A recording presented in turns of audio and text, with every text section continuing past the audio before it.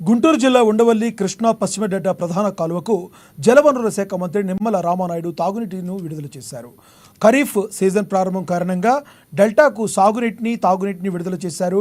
Undavalli delta ప్రధాన regulator వద్ద మంత్రి ప్రత్యేక పూజలు నిర్వహించి డెల్టా కింద 5.71 లక్షల ఎకరాలకు అవసరమైన నీటిని విడుదల చేశారు. సాగునీటితో పాటు రేపల్లె, చీరాల, పొన్నూరు, బాపట్ల, గుంటూరు మున్సిపాలిటీలకు అవసరమైన త్రాగునీటిని కూడా విడుదల చేశారు.